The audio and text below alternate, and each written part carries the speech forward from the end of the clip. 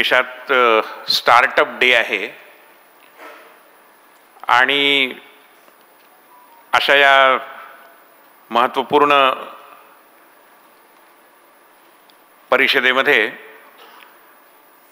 आपल्यात उपस्थित असलेले महाराष्ट्राचे कौशल्य विकास मंत्री रामभाऊ म्हाळगी प्रबोधिनीच्या विश्वस्त मंडळाचे ज्येष्ठ आणि माननीय सदस्य सन्माननीय मंगल प्रभात लोढाजी, या परिसरात गेली अनेक वर्ष राजकीय आणि सामाजिक क्षेत्रात ज्यांचं काम आहे ते आपले ऐरोळीचे आमदार माजी मंत्री सन्माननीय गणेशजी नाईक, याच भागातून विधानसभेत प्रतिनिधित्व करत असलेल्या आणि एक झुंजार महिला नेत्या म्हणून ज्यांचं नाव आहे अशा सन्माननीय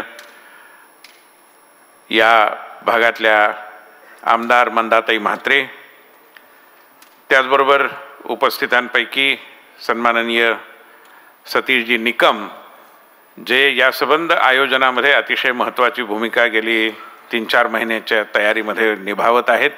सामाजिक कार्यकर्ते आहेतच, राजकीय क्षेत्रातही त्यांचं काम आहे आणि माहिती तंत्रज्ञान विषयातले तज्ज्ञ आहेत।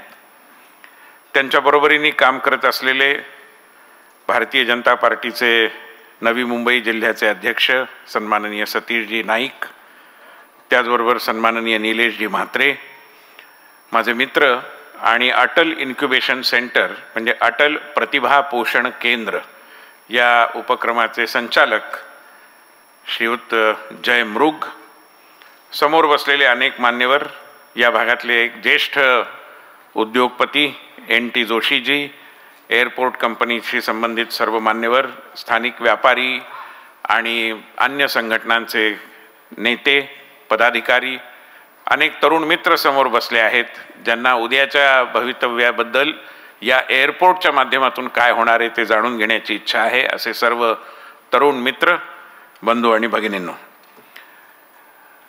रामभाऊ म्हाळगी प्रबोधिनीचा असा एक मोठा कार्यक्रम प्रथमच नव्या मुंबईसारख्या शहरामध्ये होतो आहे।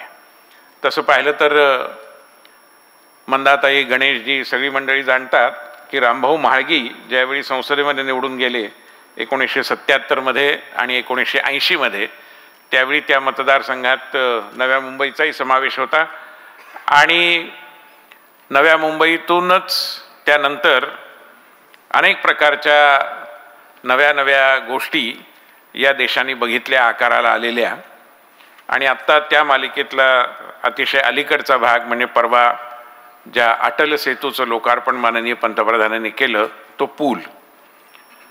अशा या नव्या मुंबईमध्ये रामभाऊ म्हाळगी प्रबोधिनीचा हा कार्यक्रम होतो आहे आणि प्रबोधिनी गेली 40 वर्ष ही समाजामध्ये सामाजिक कार्यकर्ते आणि मुख्यतः लोकप्रतिनिधी यांच्या क्षमता विकासासाठी काम करते। त्याचबरोबर विविध विषयांवर जनजागृतीसाठी उपक्रम आयोजित करते आणि संशोधनपर अशा उपक्रमांमध्येही तरुण संशोधकांना सहभागी होण्यासाठी संधी उपलब्ध करून देते। अशा म्हाळगी प्रबोधिनींनी 2015 मध्ये नीती आयोगाने जी अटल इन्क्युबेशन सेंटरची योजना जाहीर केली त्याच्यामध्ये भाग घेतला। आज देशामध्ये 100-125 पेक्षा अधिक इन्क्युबेशन सेंटर्स आहेत, पण नीती आयोगाने ज्या इन्क्युबेशन सेंटरबद्दल अतिशय प्रशंसोद्गार काढले आहेत, त्यांच्या कामाची विशेष दखल घेतली आहे, त्यामध्ये म्हाळगी प्रबोधिनीचं अटल इन्क्युबेशन सेंटर आहे। आता इन्क्युबेशन हा शब्द इंग्रजी आहे आणि त्याला मराठी प्रतिशब्द काय, त्यामुळे आम्हीच एक प्रतिशब्द तयार केला, तो म्हणजे प्रतिभा पोषण।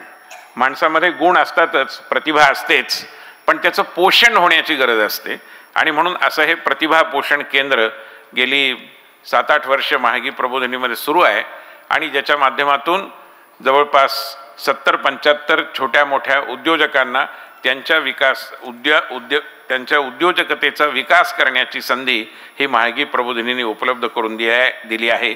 हे सांगताना मला अतिशय आनंद होतो आहे।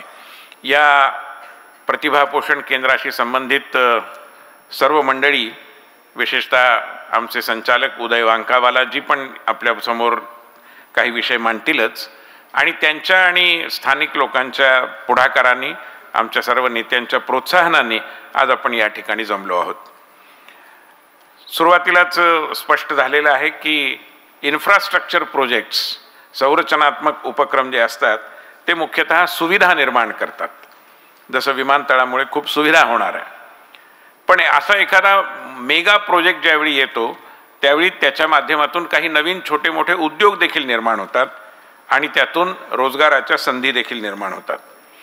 त्यामुळे या विमानतळाच्या माध्यमातून असं काय होणार आहे हे समजून घेण्याचा आज दिवसभराचा आपला उपक्रम आहे.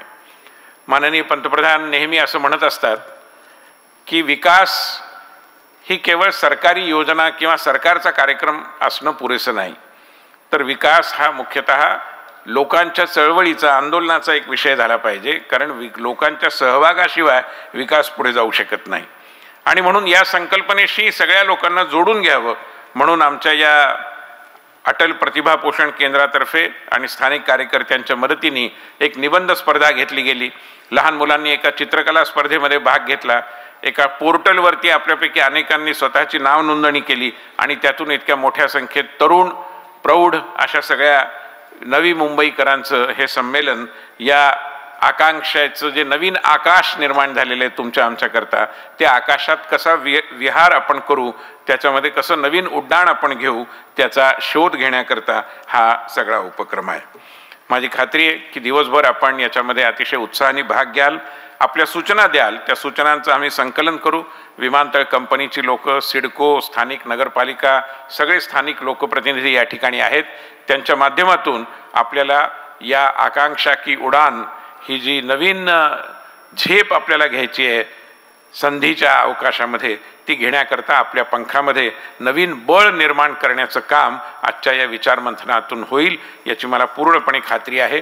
सर्व मान्यवरांनी विशेषतः मंगलप्रभात लोढाजी, गणेशजी नाईक, मंदाताई म्हात्रे या सगळ्यांनी सहकार्य केल्यामुळेच आजचा कार्यक्रम यशस्वी होते आहे. त्यांच्याविषयीची कृतज्ञता मी माझ्या भाषणाच्या अखेरीस व्यक्त करतो. पुन्हा एकदा आपल्या सगळ्यांचं स्वागत करतो आणि माझं बोलणं थांबवतो. नमस्कार.